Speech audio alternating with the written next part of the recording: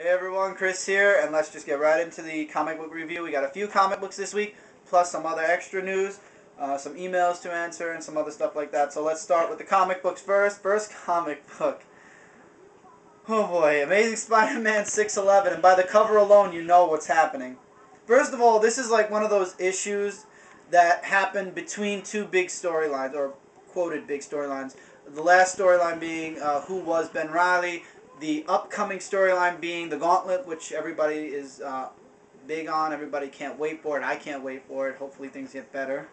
But this comic, I can honestly say I couldn't read through and through. It was terrible. The artwork was awful. Look at Spider-Man's legs. It looks like somebody squeezed a toothpaste packet.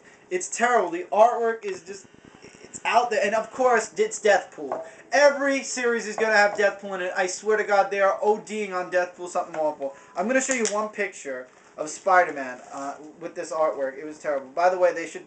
Marvel, really, forget Deathpool now. He's in everything. You just overdid him. You're killing him. You literally are.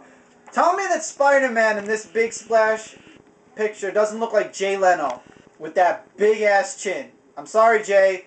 I don't watch your show anyway, but goddamn. This is the worst. Even Mike, my cameraman, is giving that, like, what the hell kind of look. Yes, I couldn't. I'm sorry. I tried to stomach it. Deathpool plugs his comic number 19 that Spider-Man's in.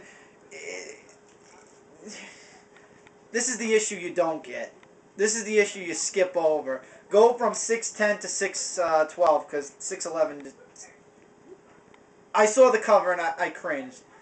I thought the internal artwork would be better. It wasn't. It was crap. They are really trying to kill Spider-Man, especially putting this red fuck in it, but whatever.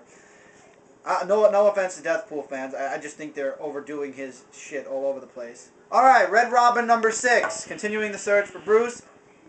Robin is now working for Ra's al Ghul and his little underground assassins.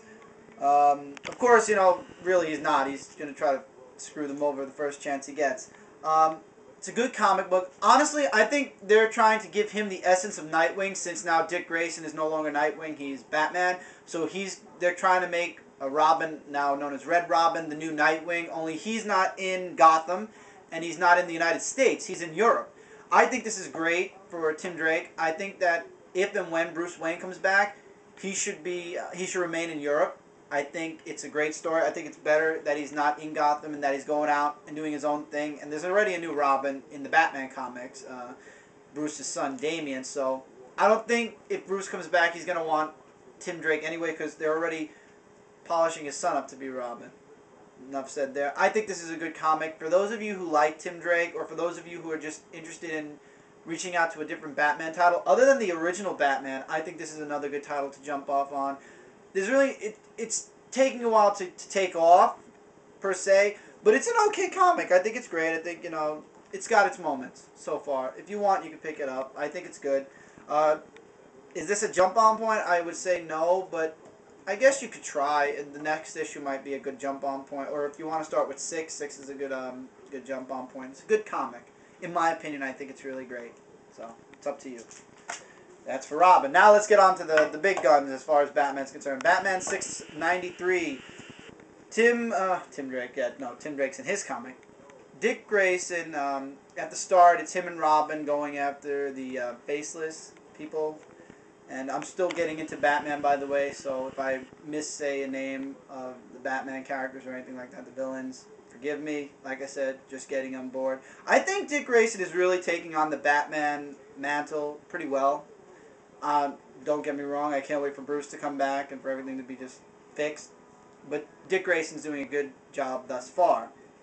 So anyway, in the middle of the comic, him and Huntress go to an Arkham Asylum. They're having a banquet or a benefit or whatever rich people do. I'm not rich, so I wouldn't know. I'm just going by what they do. Anyway, and they're there, and Hush is Bruce Wayne, and the Riddler's there, and they're trying to steal stuff from the banquet, and Riddler gets away, and now the girl who was the robber, they're trying to figure out who she was. Oracle is in this comic. Oracle, Huntress is in here. Robin's in here.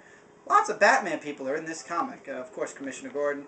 And they're trying to figure out, you know, it's Black Mask versus the Falcons who are coming back. They're coming back, and basically it's a big turf war. The Falcones they want to get their turf back, so they're trying to kill off Black Mask's henchmen and trying to push themselves back in. So it's really this storyline, I guess, is about the turf war and how Batman's like fixing it. So anyway, the end of the comic, Batman's trying to find out who this girl is because she has so many names she goes under. And I'm not going to ruin the last page, but yeah, basically it's left off where he's looking for information on the girl and he doesn't get it. And that leads you into the next part, I guess.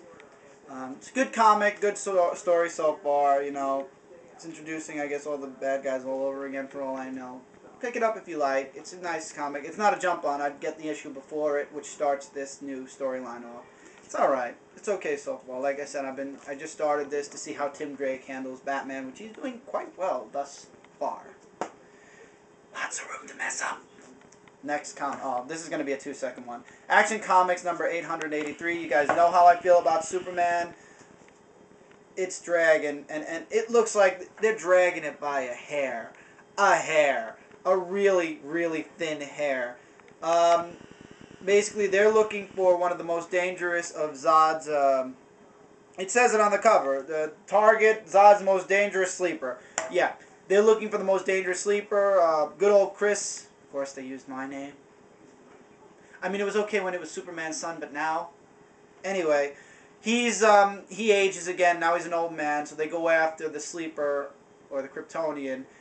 As far as I was reading, I was skimming through it because it's really getting boring.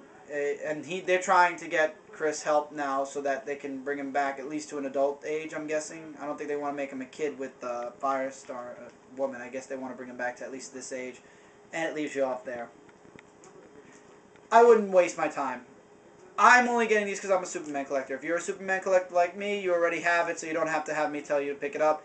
Don't pick it up if you're not a Soupy collector, because just wait for this series to just die. This series is going to be dead in another few months, God please, God willing. Okay, now I'm going to do 2 comics together, depending on time. How's the time going? Yeah? Okay, don't mind me if I ask Mike from time to time about the time, because I don't want to get caught in the middle of an argument. Anyway, Rebels number 10, crossover with Blackest Night, and Booster Gold number 26, crossover to Blackest Night. If you want the next 2 rings, which is the indigo and the orange, pick these babies up. If not, you can buy the rings by themselves for $2. Why waste $2? Get the comic books with them. Both titles were actually good. Unlike last week's title that I said don't pick up because it stunk, which it really did, these 2 titles actually make me want to get the second one. Let's start with the Rebels.